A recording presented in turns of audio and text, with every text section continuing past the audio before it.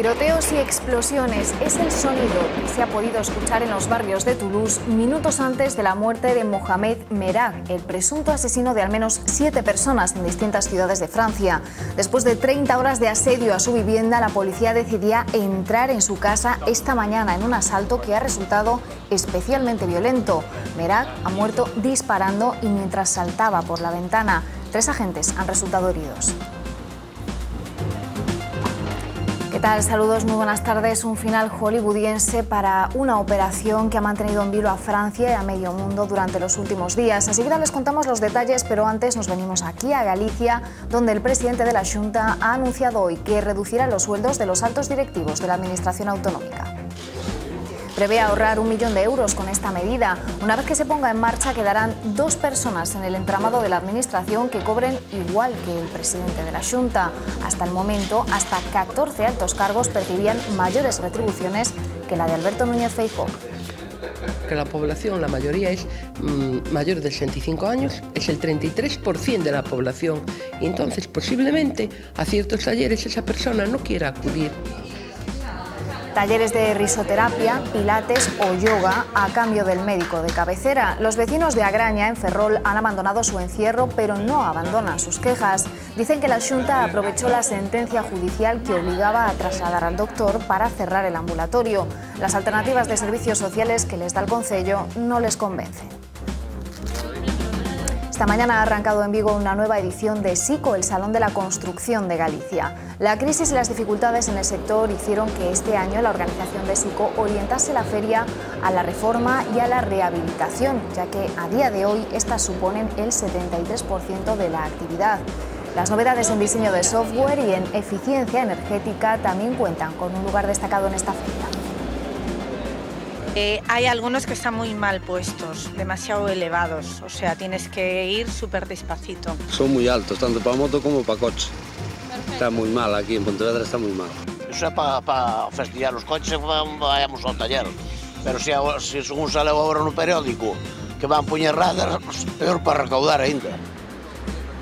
En Pontevedra hay 70 badenes y subiendo. El ayuntamiento construirá más elevaciones, dado que han reducido hasta en un 30% los siniestros en la ciudad.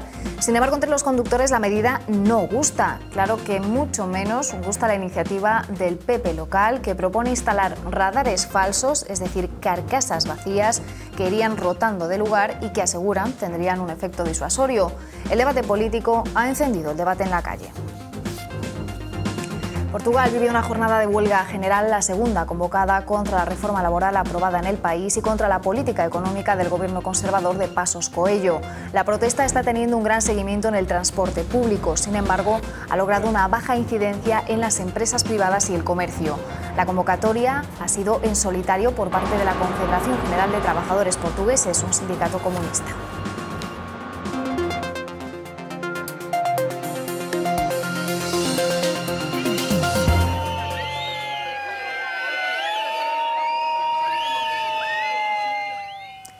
Era la sonora pitada con la que una vez más los empleados públicos han manifestado su rechazo a los recortes, una pitada dirigida al presidente de la Xunta poco antes de su comparecencia semanal tras el Consello.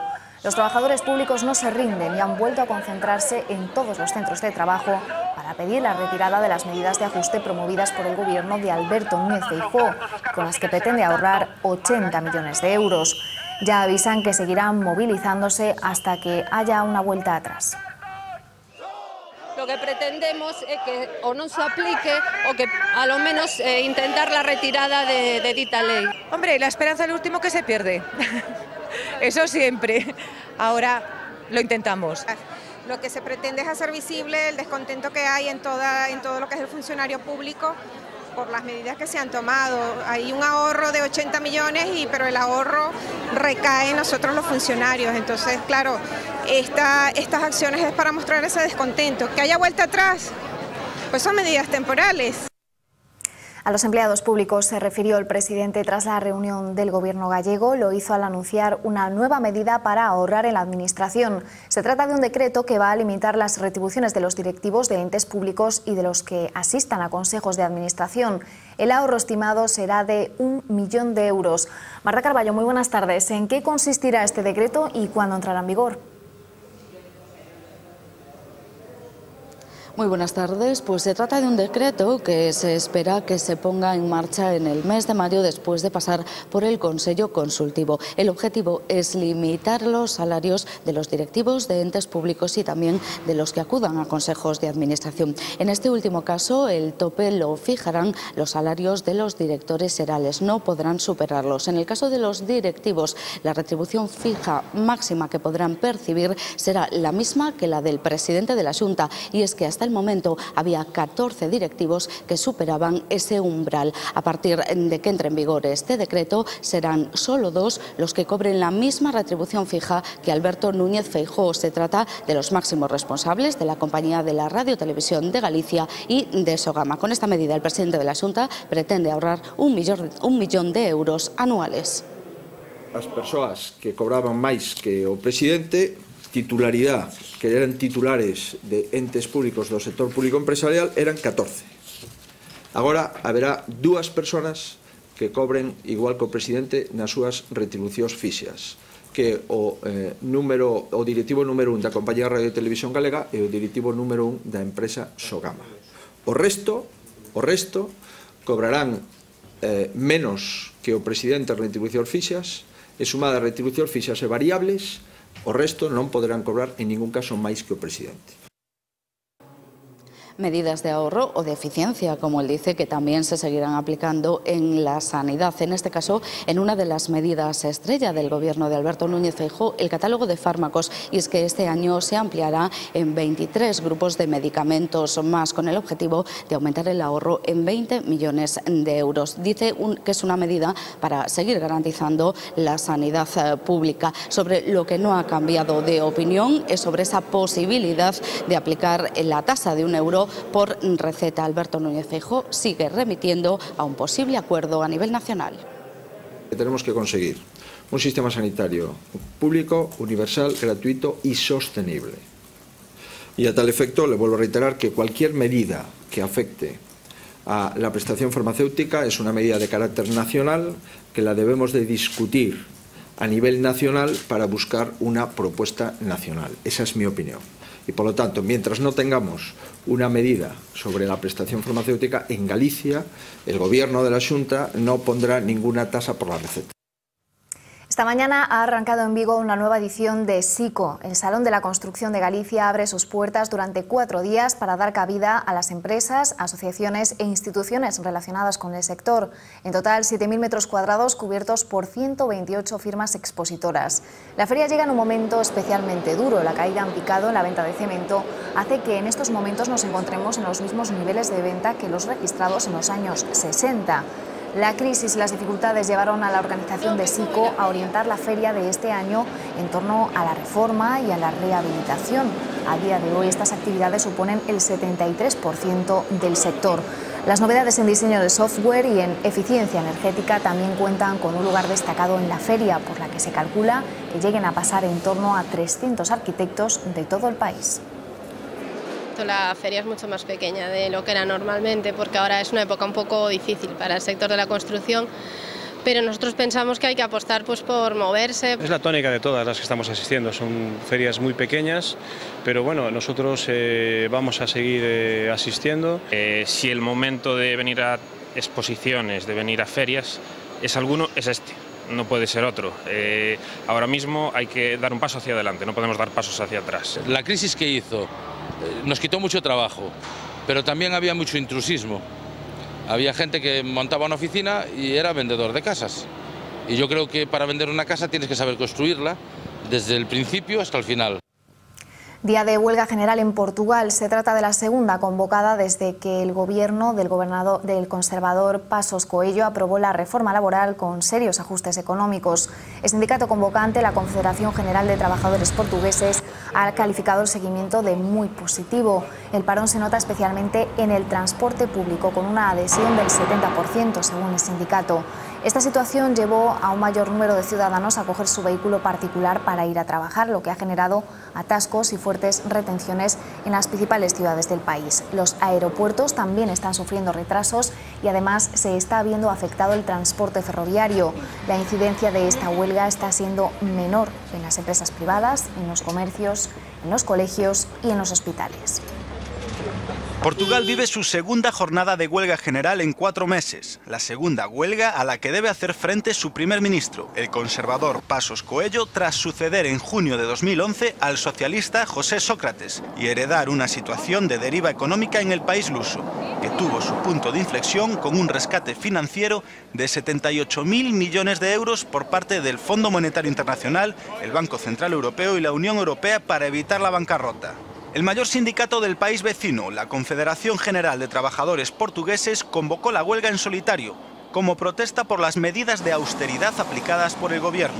La más criticada se centra en la reforma laboral, que elimina las pagas extra y recorta el salario de los funcionarios un 5%, amplía la jornada laboral diaria media hora y acaba con las deducciones fiscales, además de subir el IVA de luz y gas y gravarlo también para la hostelería. El primer ministro Passos Coelho ha admitido la dureza de los sacrificios, pero asegura que son la única vía para volver al crecimiento. Portugal se encuentra entre los países con mayor tasa de desempleo de la zona euro, tras registrar una tasa de paro del 14,8% en enero, solo superada por Grecia y España. Nos volvemos a Galicia. Las calles de A Coruña vivieron esta mañana un pequeño ensayo de la huelga general prevista para el próximo jueves. Varios jóvenes de la Liga Estudiantil Gallega recorrieron las calles del centro hasta el Colegio Eusebio da Guarda en contra de los recortes en educación y de la reforma laboral. Creen que la rebaja de profesores repercutirá en la calidad de la enseñanza pública y que la nueva reforma traerá más paro juvenil y salarios más bajos. Estamos aquí, como pode ver, a faise contra os recortes no ensino, contra a reforma laboral. Todo o que estamos vivindo en ensino, por exemplo, a eliminación da gratuicidade dos libros, a eliminación dos comedores no medio rural, a reforma laboral pois, que afecta moi gran medida a mocidade, con un alto índice de paro, imos cobrar moi pouco, que vai permitir que sigamos dependendo dos nosos pais.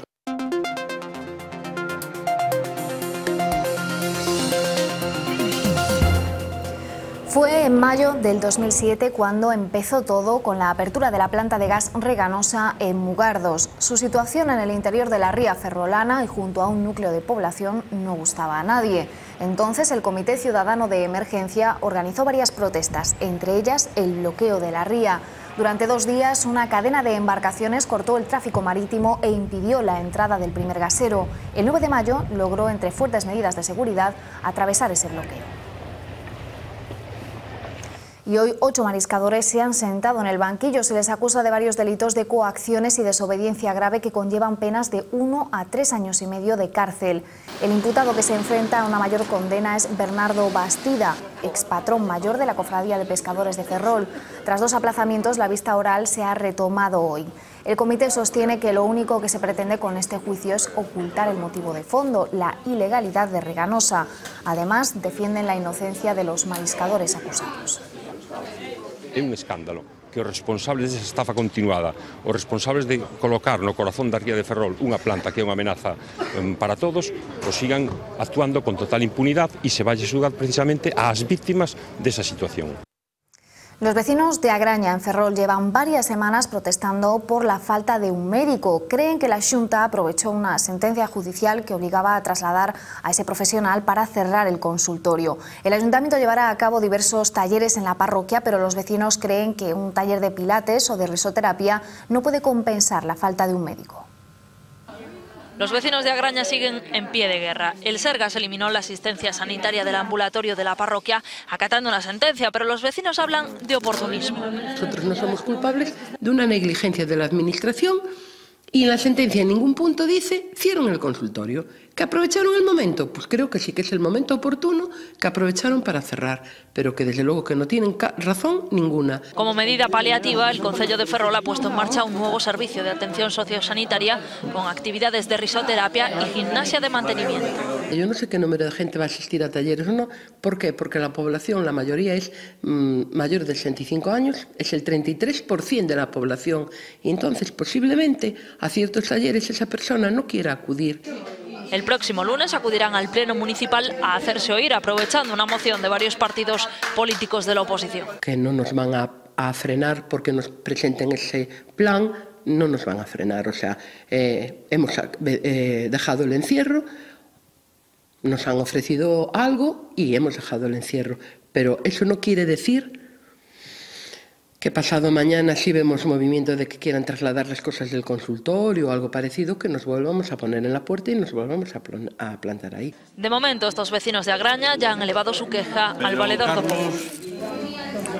¿Es transitable una ciudad con 70 badenes? Según el Partido Popular, no. El PP de Pontevedra propone sustituir las elevaciones en el asfalto por radares falsos. La iniciativa consiste en instalar cajas de radar vacías en el centro de la ciudad y rotar una sola máquina de fotos de forma aleatoria. La propuesta ha provocado un debate en la ciudad, donde la opinión de los transportistas contrasta con los datos de siniestralidad. En Pontevedra los accidentes han descendido en los últimos años más de un 30%. Para el gobierno local del BNG, estas cifras avalan su plan de movilidad, por lo que no están dispuestos a estudiar la iniciativa del PP. Con los badenes, los cumplidores de esta velocidad 30 sufrimos los badenes, los que no la cumplen la sufren igualmente que los que la cumplen, y con el radar no, es una medida que sí tiene la problemática de que al que se pasa, el que no cumple, lo multan, pero los que cumplimos nos lo sufriremos. Son radares falsos, como parece ser que propoñen, porque o ben é unha medida con afán recaudatorio, non? Que en Pontevedra non se necesita, afortunadamente, non? Ou senón, se de mentirijillas, pois se medirá, non é moi serio, non? Hay algunos que están muy mal puestos, demasiado elevados, o sea, tienes que ir súper despacito. Son muy altos, tanto para moto como para coche. Está muy mal aquí en Pontevedra, está muy mal. Eso é para fastidiar os coches, vayamos ao taller. Pero se según sale agora no periódico que van poñer radar, peor para recaudar ainda.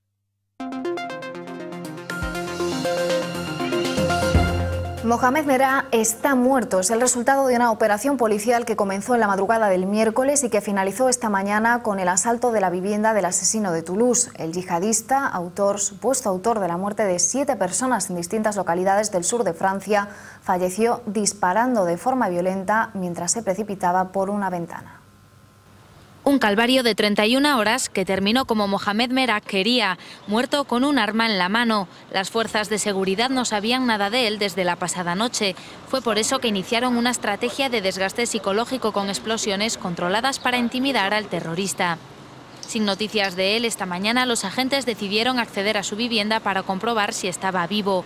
El presunto asesino se encontraba trincherado en su cuarto de baño, donde se inició un tiroteo que duró unos 3 minutos. El asalto finalizó con el islamista radical precipitándose por una ventana mientras empuñaba su arma y con 2 policías heridos, uno de ellos de gravedad. El principal objetivo de esta operación, capturar al presunto asesino con vida, no ha sido posible. Aún así, Francia ha conseguido cerrar un dramático capítulo que ha mantenido al país con el corazón en un puño y que se ha saldado con la muerte de 7 inocentes, los 3 soldados paracaidistas y los 3 alumnos y el profesor de un colegio judío. Hablamos ahora de economía. Parecía que se habían calmado las aguas, pero España vuelve a estar en la diana de los mercados. La prima de riesgo, el sobreprecio que exigen los inversores para comprar nuestra deuda con respecto a la alemana, la considerada más segura, no deja de escalar. Desde el lunes ha aumentado más de 20 puntos, hasta los 357, y ya se encuentra muy por encima de la prima de riesgo italiana. El aumento más significativo de esa prima de riesgo se produjo en las últimas horas a raíz de unas polémicas declaraciones del economista jefe de Citigroup. El directivo aseguró que nuestro país nunca ha estado tan cerca del impago como ahora, desatando todas las alarmas. La Bolsa de Madrid también se está viendo afectada. El IBEX cae en estos momentos un 1,38%.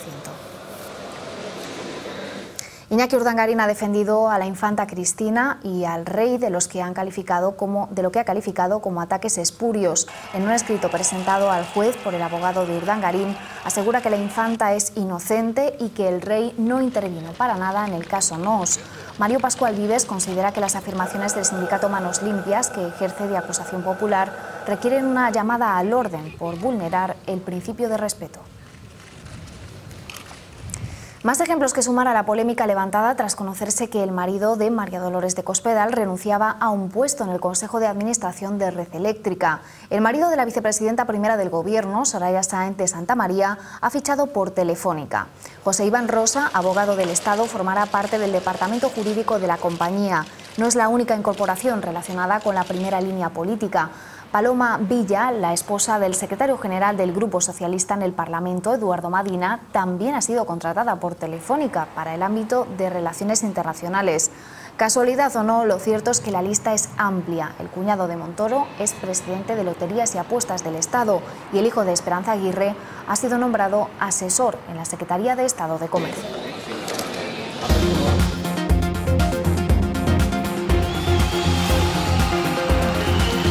El Celta viaja mañana a Huesca, donde el sábado a las 6 afrontará un nuevo partido de Liga. La gran novedad de la convocatoria será la vuelta de Joel, que mañana recibirá el alta.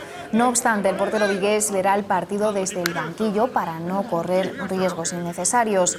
Ahora la principal duda de Herrera se centra en Oubiña. Si bien la resonancia a la que se sometió desvela que su lesión está prácticamente cicatrizada, sus sensaciones no son las mejores. A la espera de cómo se encuentre mañana, los médicos se decantan por esperar unos días más para su reaparición. En cuanto a De Lucas, además de anunciar que el alumbramiento de su renovación está cerca, despejó las dudas sobre su estado físico. ¿Cómo valoramos eso? Del 1 al 10, un 8. De cariño, bien. Otro notable alto. Hay que tener paciencia, no coger muchos kilos durante el embarazo, no mucho chocolate, mucha tranquilidad. Ahí está, 2 mesecitos quedan. El tema de Borja, he hablado con el jugador y él va a ser un poco el que nos diga según sus sensaciones cómo está. Hoy, por ejemplo, me cuenta que se encuentra muy bien, que no tiene ningún dolor, que ha entrenado prácticamente normal, pero sí tiene una cierta inseguridad en el golpeo. Si él mantiene esa inseguridad, pues mi recomendación probablemente sea esperar unos días más antes de poder contar con él. El Deportivo no jugará hasta el domingo a las 8:30 de la tarde frente al Córdoba. El margen para que se recuperen Alex Bergantiños y Ricky es mayor. Ninguno de los dos ha podido completar hoy la sesión y apenas han estado 10 minutos sobre el césped. Los de Oltra echan cuentas para su regreso tras el descenso, una espina que algunos como Xisco siguen teniendo clavada. El mallorquín firma no disputar un minuto si se asciende. Está bien clavadita hasta que no consigamos subir otra vez a primera. La espina va a estar ahí porque bueno, a mí prácticamente me hubiese dado igual no participar en toda la temporada si al final conseguíamos el ascenso. Es lo primordial, lo que prevalece por encima de todo y los jugadores que estuvimos aquí el año pasado es algo que tenemos ahí metido y que tenemos que sacarlo como sea. El Barcelona se acerca al Real Madrid tras su tropiezo en el Madrigal. Está ya a 6 puntos. Lamentable espectáculo de los de José Mourinho, encabezados por el técnico portugués, que acabaron con 5 expulsados. Y calamitosa la actuación del colegiado Paradas Romero, pero no perjudicó en su conjunto al Madrid. Ni Mourinho ni su segundo, Aitor Caranca, quisieron comparecer tras el empate ante el Villarreal. Dejaron plantados a los periodistas que esperaban sus impresiones. El técnico prohibió además a sus futbolistas hacer declaraciones. Lotina, contento con el punto, no ha querido hacer sangre con la reacción blanca. Yo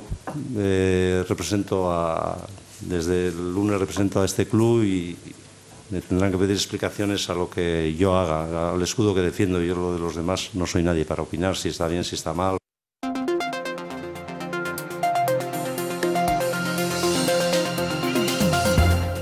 Entre los más de 1.500 cortometrajes presentados a la última edición de No Todo Film Fest, un gallego ha conseguido llegar hasta la final. Se trata del trabajo del coruñés Alberto Vázquez, ganador de un Goya con Bird Boy. Ahora compite con su último corto, Ramiro, Sucia Rata.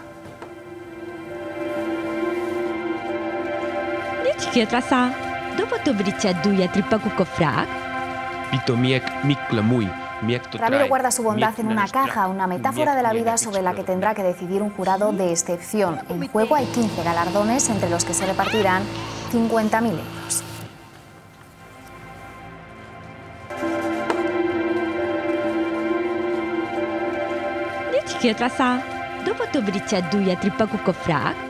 El que ya ha ganado numerosos galardones a nivel internacional es el pianista italiano Ludovico Einaudi.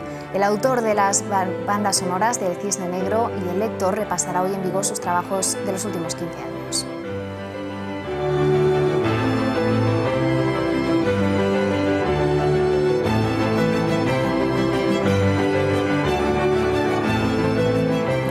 El pianista italiano es uno de los compositores clásicos más prestigiosos del siglo XX. Empezó a escribir música desde muy joven y en la década de los 80 esa música empezó a experimentar con un estilo más personal, incorporando incluso la danza. El Einaudi de los últimos tiempos es más misterioso e hipnótico.